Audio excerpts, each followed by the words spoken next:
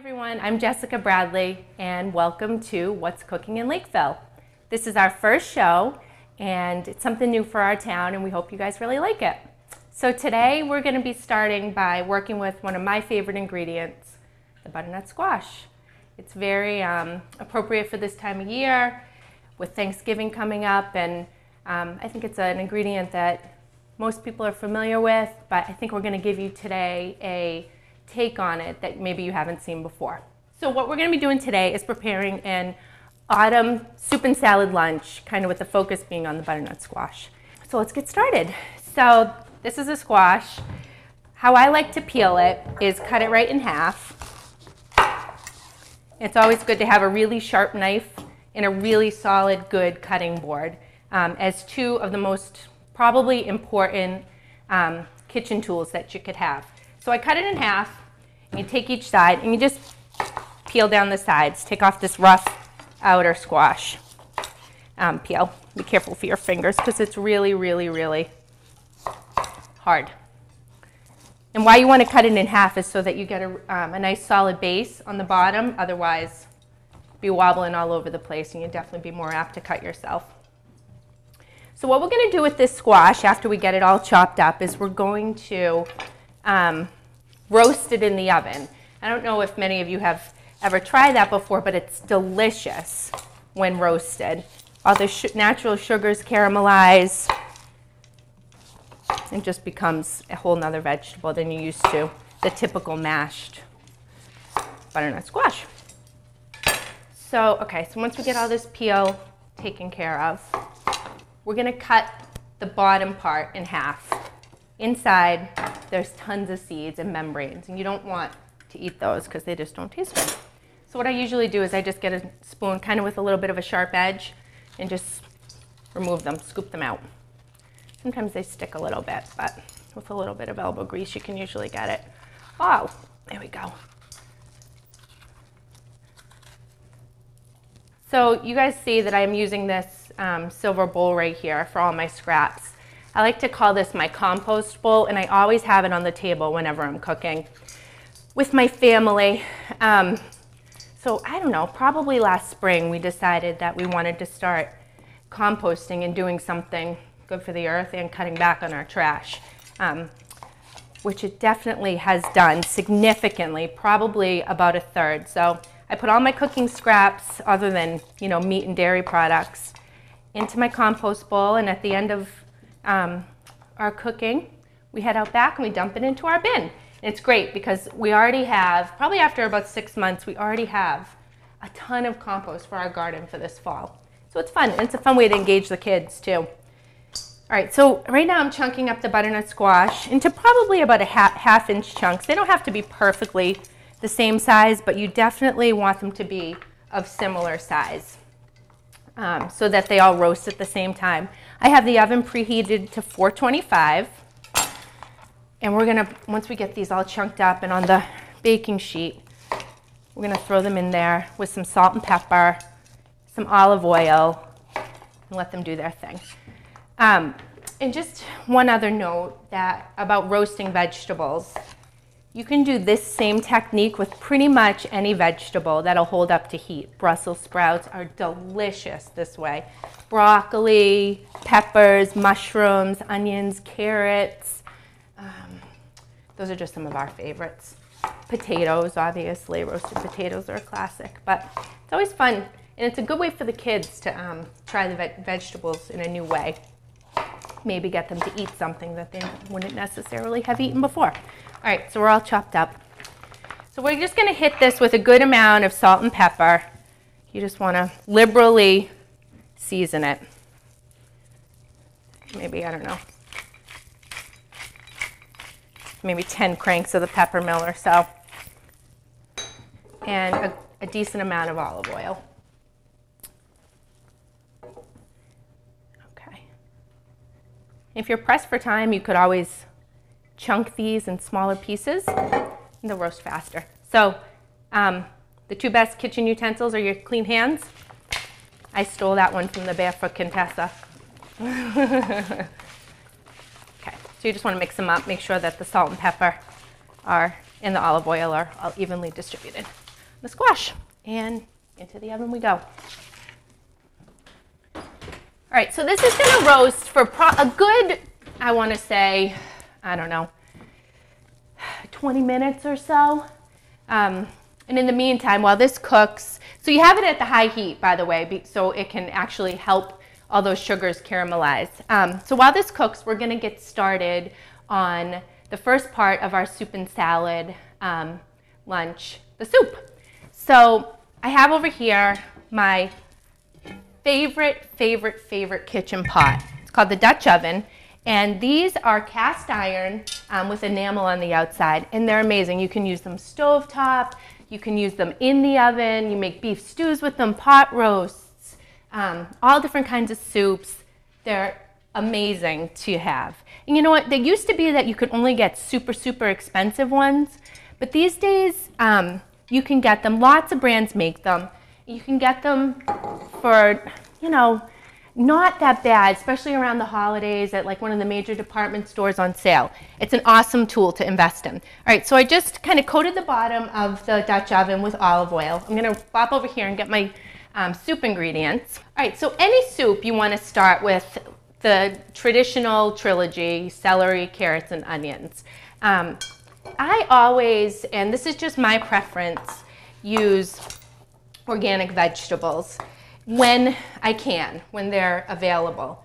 I love them. I think it makes such a difference kind of in one of those small things that you can do to help, you know, increase the health of your family and all that, when you can. And I also love to buy local when I can too. So what we're gonna do is we're just gonna chop the carrots up into, I don't know, little pieces. Cut them in half, and then, excuse me, chop them up. I'm gonna add them to the pot over about medium heat. Now these don't have to be perfect because this soup is gonna get pureed with an immersion blender at the end. All right, so we'll just bring these over.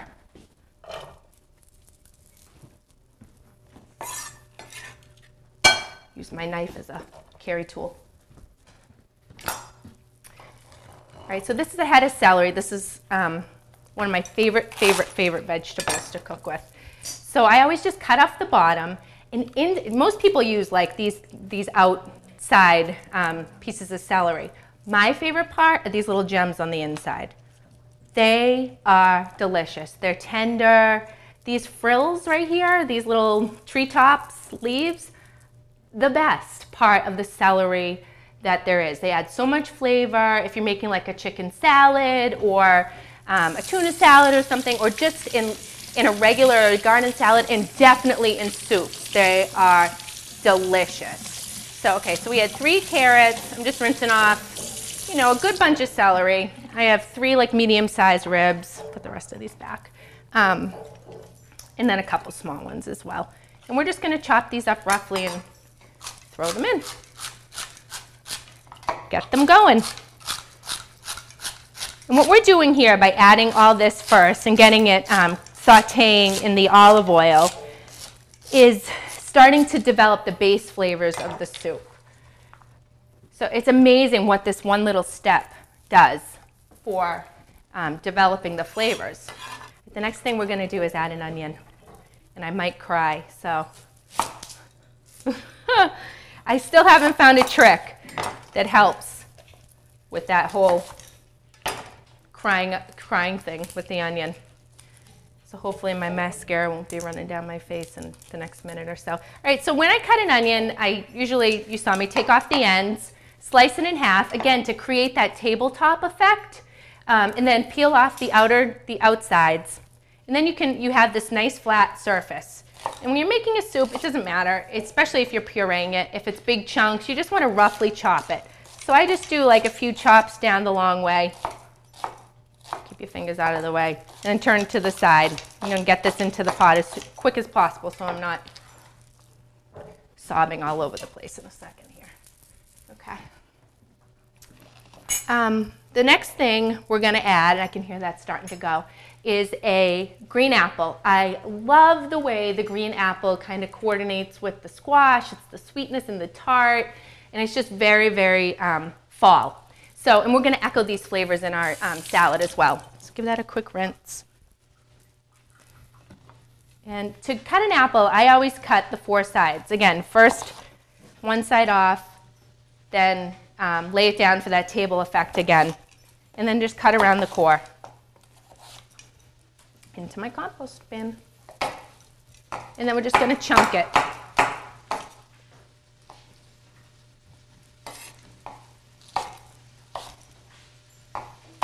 And then I'm going to wipe my board because I can still smell that onion and it's starting to get in my eyes. I thought I was safe. I thought I got it in the pot quick enough. All right. All right, here we go. All right, so I'm going to give these a quick stir. They're getting nice and happy in there. They're starting to saute. Flavors are going to develop for the next couple minutes.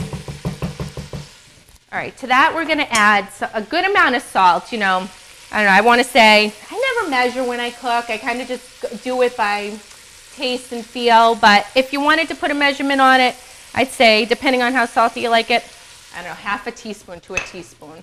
And a bunch of cranks of black pepper. I don't know. I just did 10, but mine comes out really slow. So we'll do this. Give it a stir so all that gets incorporated. What adding the salt now does is it starts to draw the water out of the vegetables in the apple, and it starts to wilt them down a little bit.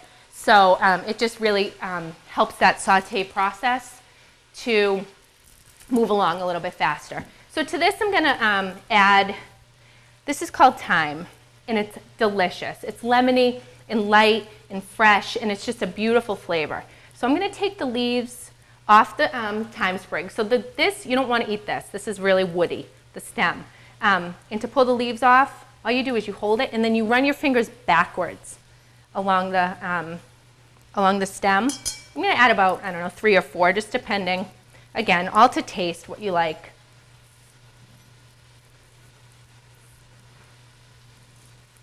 You know, sometimes too, if you don't feel like taking the effort to do this, I'm just going to give these a little chop and then bring them over. You can just throw the whole stem right in there, and before you puree it, you pull them out and the leaves will have all fallen off the stem. It's actually kind of cool. That's how I do it when I do beef stew. That's how I do it when I do like a pot roast or something, or a soup. Oops, man overboard. A soup that I'm not going to puree. So you just got to remember to pull them out at the end so you're not eating a stem. All right, so that's getting going. And one more thing I'm going to add to that before I add the stock is a bay leaf. And this is a fresh bay leaf. You can get them in the produce section, but you can also get them dried in the spice section. Doesn't really matter. Just going to add one. Adds a nice kind of a savory element to the soup. All right, so these are sauteed. What I have in here is some homemade chicken stock that I made, I think it was last weekend or the weekend before. I just pulled it out of my freezer a little while ago. I love making my own homemade chicken stock.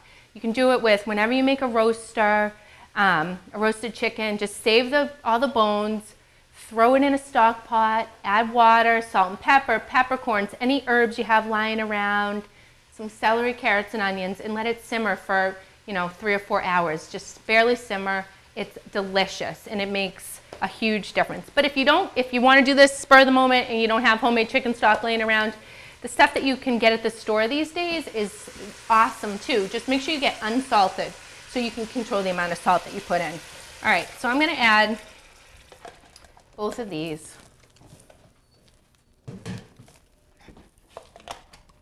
this. And they're still a little frozen, but they'll thaw once I put the cover on and let this rip. All right, so this is going to do its thing for a little while. Oh, one other thing I forgot to add. Sorry, the spices. It wouldn't really be an autumn butternut squash soup without the autumn spices. So here I have about a teaspoon of cinnamon, some nutmeg, ginger, allspice, and clove. It's all like the autumn spices, and it's delicious. So sweetness, savory, a little spicy. So we're going to add those in. let it go. Okay. I'm going to cover it just to kind of help the process along. The next thing that we're going to do is put together the autumn salad. We're going to get it all started. And this is going to be an assembled salad. So like when I make salads for my family for dinner, I typically make it family style in a big bowl, and I make the dressing in the bottom, throw all the ingredients, and then right before dinner I toss it all together. This this salad that I'm going to show you guys today is what I like to call an assembled salad, and I'm going to put it all together on a plate, kind of in a nice, pretty way, and like you would if like you were having a guest over for lunch or something. So I'm going to make the dressing separate, and I'm going to show you guys how to make a vinaigrette and talk a little bit about how you can do that and how you can have different variations on that. So I'm going to grab my ingredients over here. So first we're going to start with the vinaigrette ingredients. So today I thought it would be really fun to make, sorry you guys want to say, a maple mustard vinaigrette. And I thought that would go really well with the butternut squash and the different flavors that we're going to have going on in the salad. So for a vinaigrette, it's really easy. It's basically, at the most basic, it's 5 ingredients. Salt and pepper, which you need always for cooking. An emulsifier, in this case I'm using Dijon mustard, something to kind of bring it together and make it thick.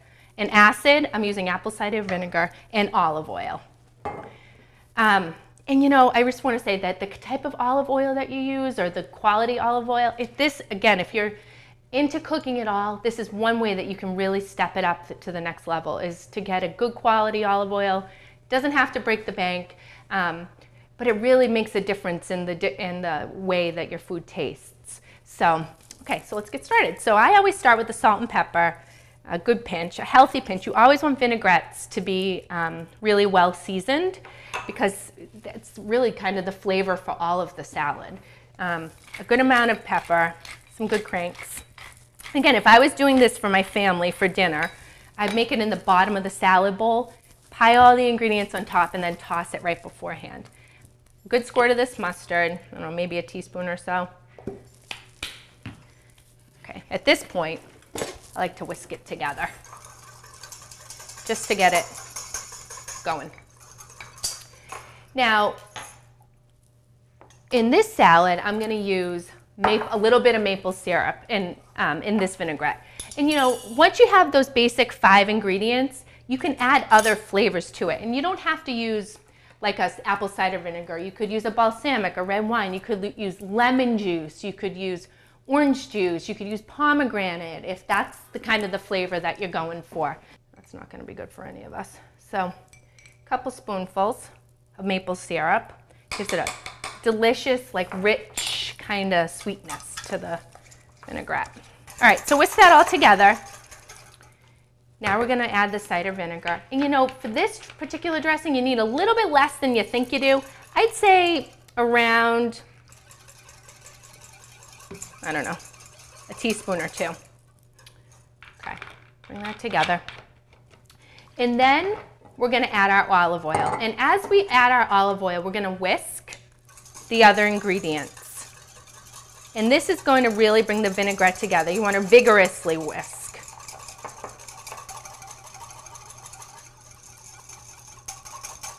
And it's usually 3 to 1 is the typical ratio of a vinaigrette, olive oil to vinegar. All right, that looks good to me. So that's what it looks like when it comes together. And you should always, always, always taste. Make sure it needs if it needs anything else. Yeah, that tastes really good. Okay. So I'm going to put this aside for now. So what we have is a mix of greens here. And I just bought these at the store in the big plastic box, just the organic pre-washed greens. It's what we call a baby spinach spring mix. So it's like little baby romaine, some spinach, I don't know, lots of good stuff in there. A little frisee. It's delicious. So we're just going to put a good handful of that in here. Oh, there's the frisee right there. Right here. This funky looking stuff. You can grab it. That stuff. It's really good though. A little bit bitter and Really delicious. So the other ingredients that are, you know what? Before I do that, I'm going to give my soup a whirl because I can hear it. One thing you need to know about Dutch ovens is that they get super hot, even the covers. So that smells amazing. It smells like fall in a stock pot.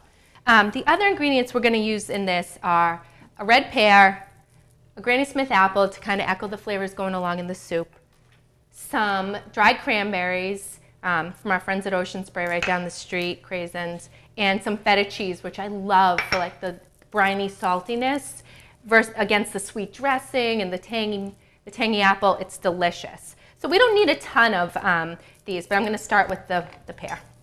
So just like we did with the apple, I'm just going to slice down the side, and I think I'll probably just use, I don't know, maybe just a quarter of it here. And I'm going to just lay the slices out kind of along the sides. I love the color. I love the green and the red. Now a quarter of the apple. And if you wanted things in more bite-sized chunks, you could definitely do that too. Just go along and don't do them in slices, just do them in chunks. I'll show you. So when I do chunks, I just like to slice them the long way and then turn it and slice them the short way. And it gives you nice little bite-sized chunks. So either way, this is all up to your creative process, I guess. So some nice apples on there. Some of these beautiful cranberries. Sweet, tart, chewy, delicious. So for feta cheese, what I like to do is buy it in the chunk. And then that way you can control the size of the crumbles that you want. So for the salad, I'm just going to use a small slice. I don't know, probably about a 1/4 inch thick. And I'm just going to take it and I'm going to just crumble it on top. I just think it's prettier, and you know, you can get the size pieces that you want. Okay. And if you had it, so my husband recently has taken up baking bread as a hobby, and it's really delicious and fun. And sometimes when we have the leftover, kind of like the ends of it, and it's getting a little stale, we do similar to what we're doing with the squash, and we kind of bake it in the oven just with some olive oil, salt and pepper in cubes. And you know, sometimes you can add like a little fresh chopped rosemary or some Parmesan cheese or a little, I don't know, whatever your fancy may be that day, and you have homemade croutons. And so if I had any, which I don't right now, I would add them onto the top. So okay, so I'm going to put this aside. We're going to dress it right before it's time to eat. Right over. So this is definitely up to a rolling boil at this point. And all the vegetables have softened, and the apples have softened, and the spices have married into the stock. So this is at the point where I'm probably going to think about starting to add the squash to the soup. So you can see that that's roasting away. I'm just going to give it one little whirl to see how it's looking on the bottom. Okay, so this probably needs a few more minutes to get nice and caramelized. But you can see that it's starting to, these little pieces right here, really starting to get yummy, especially this guy right here. That's what you want to see, all that delicious brown. Okay, let me just give it a shake, throw it back in for another 2 minutes or so. Okay, so this looks great. We're just going to wait the next few minutes for the squash to finish roasting up. But in the meantime, I'd love to show you guys our compost bin.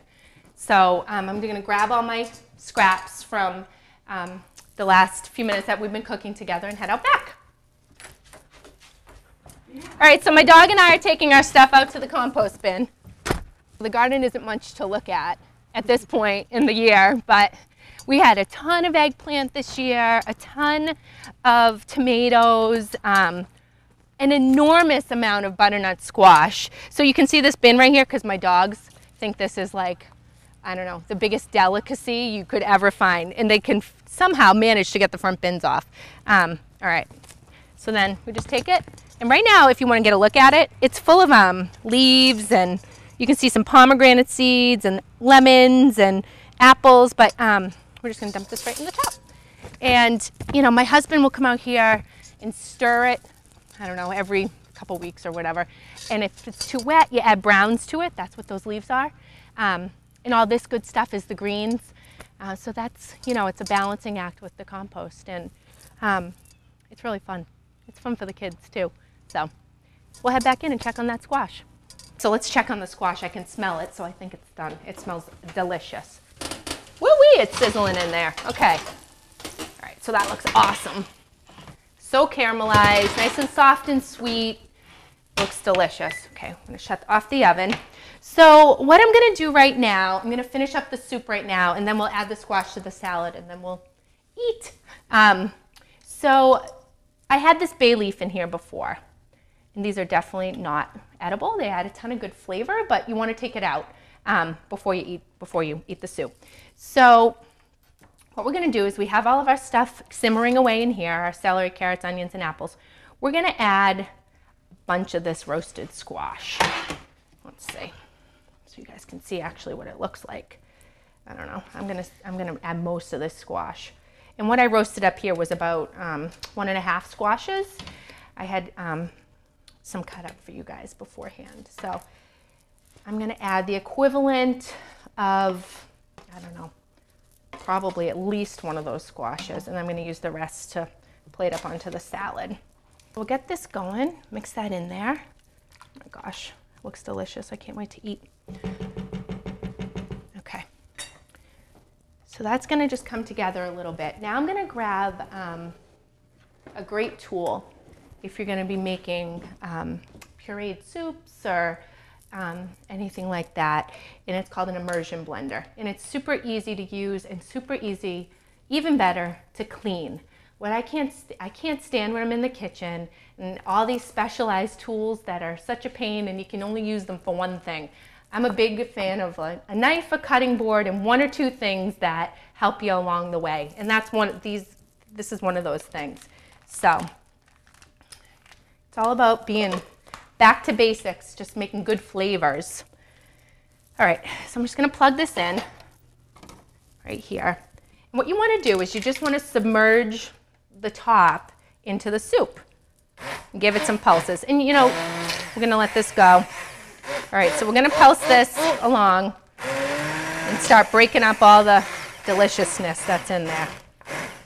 You might have to move it around a little. You just gotta be careful that you don't burn yourself, because sometimes it'll splatter out. Once it gets going, it's easier. And there's lots of big chunks. It's not quite as easy, but okay. See how it kind of just breaks everything up and gives you that really creamy consistency for the soup without adding cream or a dairy product. Now, at the end, you'll see that I do like to add some of that because it just brings it to the next level. But you could always just leave it like this and stick with the heart healthy olive oil is really the only fat in the soup. All right, so this is looking good. Occasionally when I make this soup, I find that it needs like a little bit more of a bite, like a little bit more of an acid. And if that's the case, I'll add like a little bit of apple cider vinegar or something along those lines, just to kind of give it that little bite that you need sometimes. But let me give it a taste and see.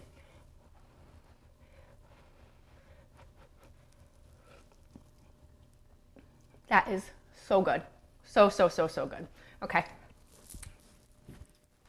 All right. So this is just about done. What I was just saying before was that it has no dairy products to make it creamy, and it's so creamy and delicious. However, if you like it to be a little extra luxurious, you can definitely add some whole milk or a little light cream or a little half and half. So that's what I have in here. And we'll just kind of just a little tad, maybe a circle around the top. That's it. And it just kicks it up to the next level. And this is so good. Okay. While that's just finishing coming together, I am going to plate up the squash onto the salad. So we have our beautiful salad with the mesclun greens and the cranberries feta and the pears and the apples.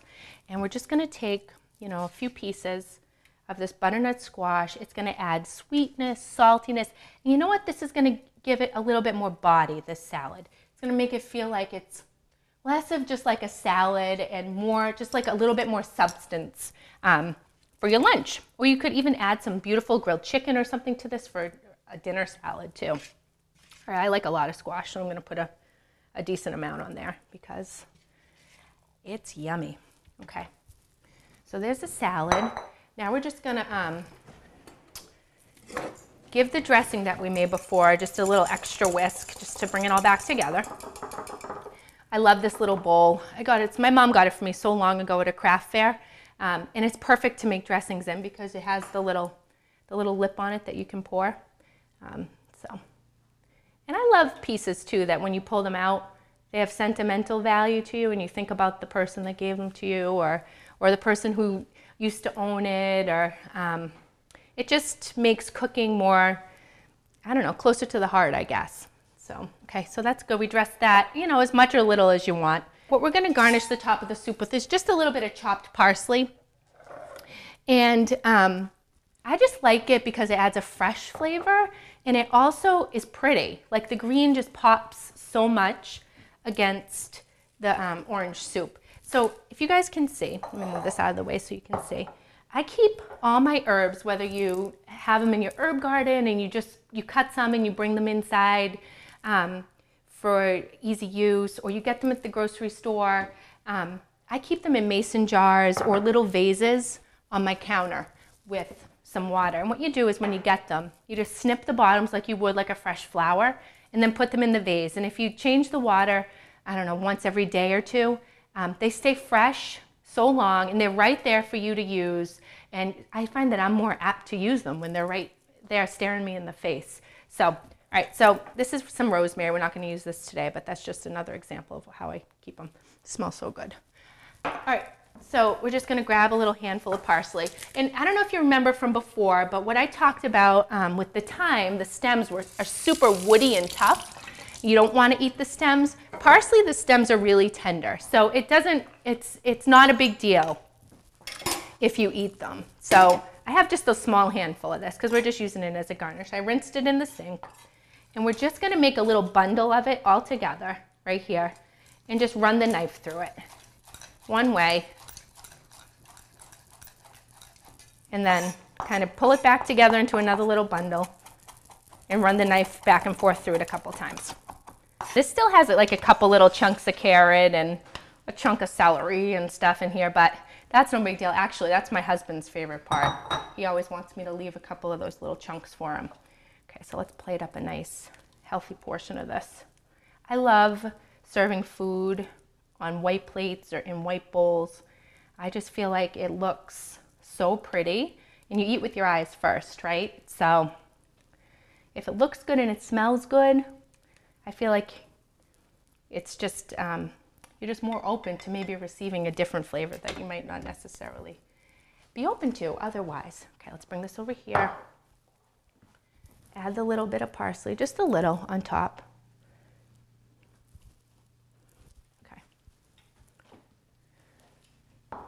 And what I would love to serve with this, I just had some that I made a couple days ago, some homemade pumpkin bread.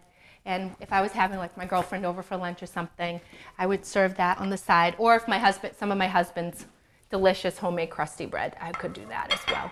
So here you have it, an autumn soup and salad lunch. It's healthy, it's delicious, and it's using an ingredient that we all know so well in a different way. So let's give it a taste and see how it is. I already tasted the soup, but I want another one. And I'll say it again, it's delicious. A little bit of squash, a little bit of cheese, a piece of lettuce. So good. You're gonna love it. Thanks for watching with us today. Bye.